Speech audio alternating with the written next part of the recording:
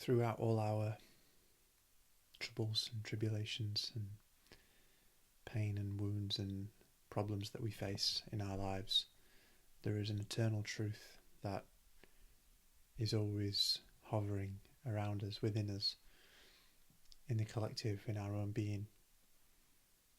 Something that never changes regardless of any situation that we're going through.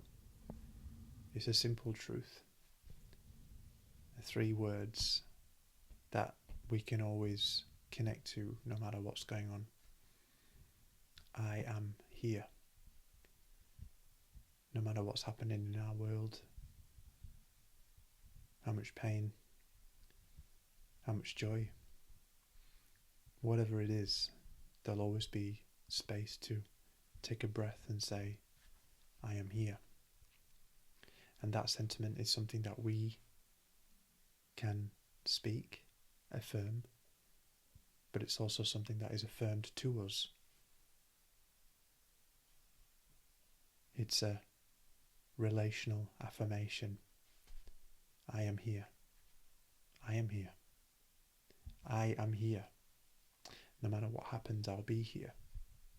And if you've ever been in the midst of a chaotic storm and you've had a couple of breaths to sit still and just gather yourself and find presence and peace, clarity, that's that awareness, that omniscient observer, that witness that's eternal, that is with you through everything. And no matter what happens, there will never be a time where that is not true, where that sentiment is not echoed. That's the God mind. It's the presence before form, before word, before anything, just the knowing that I am here. And it's something that we can sit with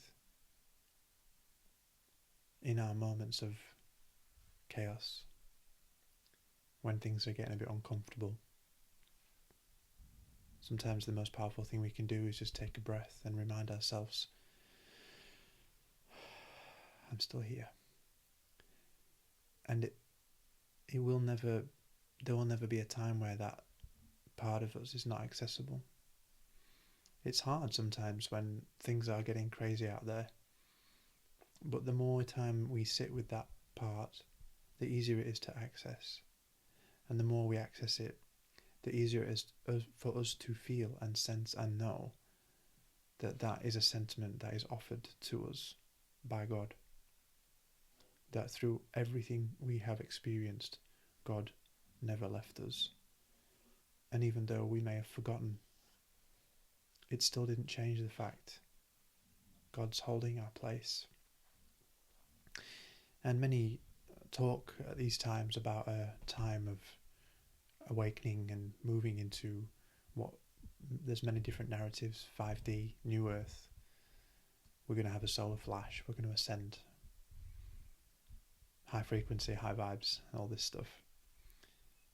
And the God self reminds us that we were never separate to any of that anyway. That Eden, the Garden of Eden, is not some place on a map, but it's a frequency that we can embody. And we get to that frequency by stillness and breath and presence, and by inviting ourselves to see through the eyes of God in everything that we do. Choose to see as God sees, to hear as God hears, to witness as God witnesses, to speak God through command, through covenant, to act out his will in law, reverence, integrity, morality. All these things that we hear about so often as being the way forward. But so many people still have their idealized version of what unity and what a time of harmony and balance looks like, coming from their own perspective, versus allowing the will of the divine to unfold as it is.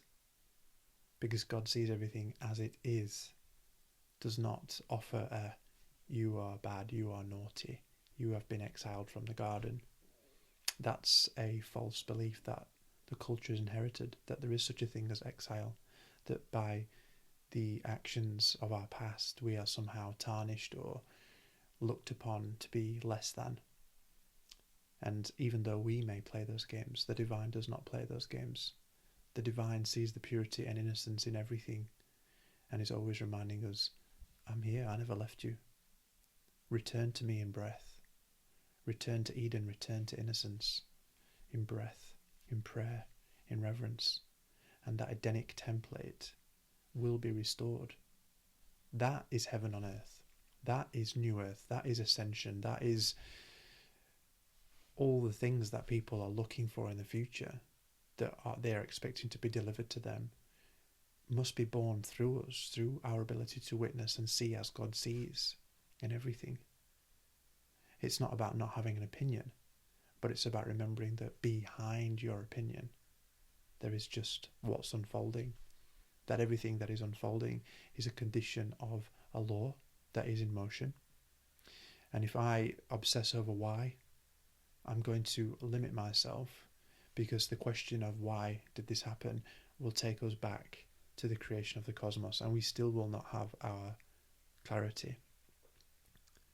What do I do next is the most powerful question.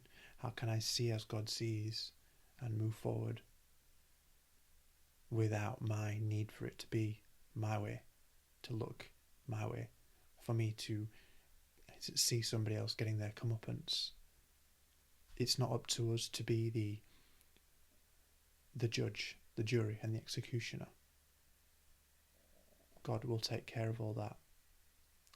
We have been in a trend in humanity of turning away from things that we don't like, locking them up, putting them in a dark room, forgetting about them, burying them.